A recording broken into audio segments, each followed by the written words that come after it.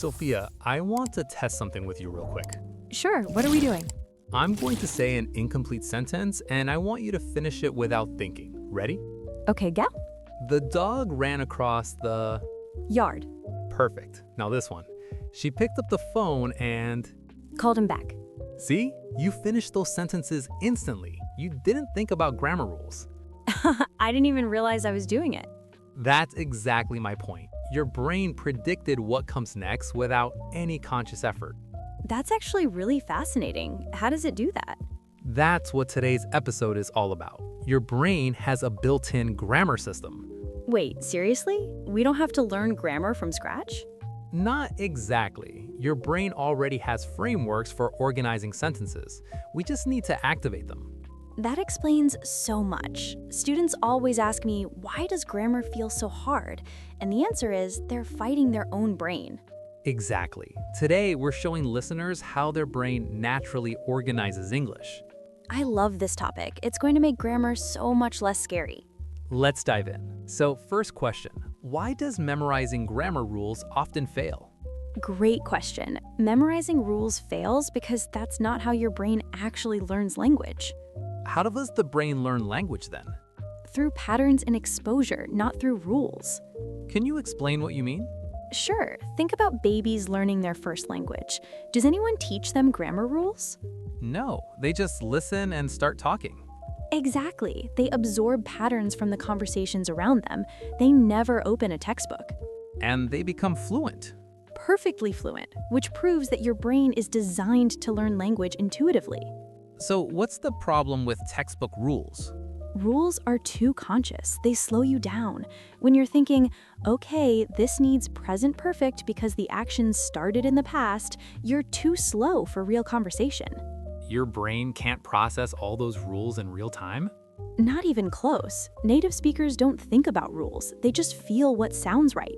What about universal grammar? I've heard that term before. Yes, this is a fascinating theory by linguist Noam Chomsky. What does it say? It suggests that humans are born with an innate ability to learn language. Our brains come pre-wired with basic frameworks for organizing sentences. So grammar isn't something we learn from scratch. Not entirely. We already have the blueprint. We just need to fill in the specific words and patterns of each language. That's why babies learn so fast. Exactly. Their brains are perfectly designed for this. And the good news is, adult brains still have this ability. So English learners can tap into this innate ability? Yes, by focusing on patterns instead of rules. Let me explain the core patterns. Let's start with the most fundamental pattern in English: subject-verb-object. What does that mean exactly? Every basic English sentence follows this order: who does something, what they do, and what they do it to. Can you give me examples? Sure. I eat pizza. I is the subject, eat is the verb, pizza is the object. Simple. What about more complex sentences? Same pattern. She reads books every morning. She is the subject, reads is the verb, books is the object. The extra words just add detail. So no matter how long the sentence, this pattern stays the same? In English, yes. And your brain instinctively knows this order. Why does this matter for learners? Because if they internalize this pattern, they can build almost any sentence. It's the foundation of everything. What about active versus passive voice? How does that fit? Active voice follows the natural subject-verb-object order. The dog bit the man. And passive? Passive flips it. The man was bitten by the dog. Same meaning, different structure. Which one feels more natural? Active. And that's why. Because active voice matches the way our brain naturally organizes information. So learners should prefer active voice. Especially at the beginner level. Active voice is clearer, more direct, and sounds more natural. What about chunks? What are those? Chunks are groups of words your brain treats as single units. Like what? How are you is a chunk. You don't think about each word separately, you just say the whole thing as one unit. So your brain packages phrases together? Exactly. Other examples are on the other hand, by the way, at the same time. And learning chunks is better than learning individual words? Much better, because that's how native speakers think. They don't build sentences word by word, they combine chunks. How can learners practice learning in chunks? Listen to conversations and notice phrases that repeat. Write them down as complete units. Use them as building blocks. This is changing how I think about grammar. What about phrases? How does the brain organize those? Let's talk about noun phrases and verb phrases. These are the building blocks of sentences. What's a noun phrase? A noun phrase is a group of words that works like a noun. The simplest is just a noun, dog. And it gets more complex. Yes, the big brown dog is also a noun phrase, but your brain treats it as one unit, the thing we're talking about. How does the brain know what belongs together? Through patterns. Adjectives go before nouns in English, articles go first. Your brain learns this pattern automatically. Can you show me how this builds up? Sure. Start, dog, add article, a dog, add adjective, a big dog, add more detail, a big friendly dog from the shelter. So it's like layers of information around the core noun. Exactly, and your brain naturally organizes these layers. What about verb phrases? Same idea. A verb phrase includes the verb and everything connected to it. Like what? She runs is simple. She runs every morning adds when. She runs 5 miles every morning adds how much. So verb phrases carry the action and all its details. Exactly. And once you see this pattern, you can build verb phrases naturally. What about prepositional phrases? How important are those? Super important. They answer questions like where, when, and how. Can you give me examples? Sure. I'm sitting on the chair. On the chair is a prepositional phrase answering where. What about in the morning? Yes, I exercise in the morning answers when. These phrases add essential context. But learners often get confused about prepositions. Because they try to translate them. Prepositions are language specific. You have to learn them as chunks, not translate them. So in the morning is a chunk you memorize. Exactly. Don't analyze why it's in, just learn the phrase as a whole. What about adverbials? How do those work? Adverbials add detail to the action. She runs quickly. Quickly is an adverbial. Where do they go in a sentence? Usually near the verb, but English is flexible here. She quickly runs also works. So adverbials modify the action. Yes, they tell you how, when, where, or why something happens. And here's the cool part. You often add them without thinking. Why's that? Because your brain naturally wants to add detail. It's instinctive. I love how all these pieces fit together. How does the brain predict and adapt when using all of this? This is where it gets really interesting. Your brain doesn't just organize sentences, it predicts them. What do you mean by predicts? Remember the beginning of our episode? I finished your sentences instantly. Yes, how did I do that?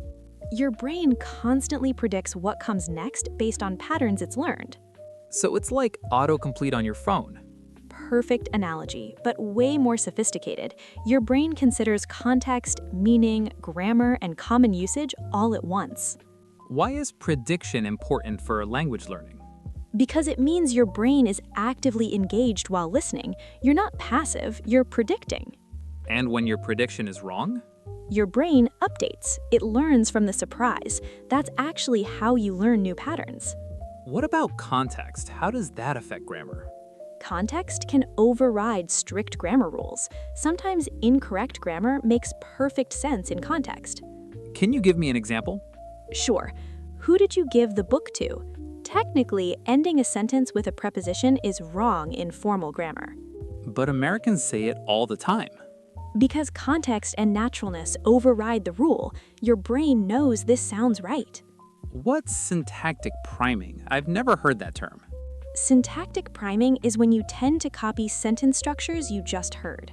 So if someone says a sentence a certain way, you copy that structure. Exactly. For example, if someone says, "The cake was eaten by the children," you're more likely to use passive voice right after.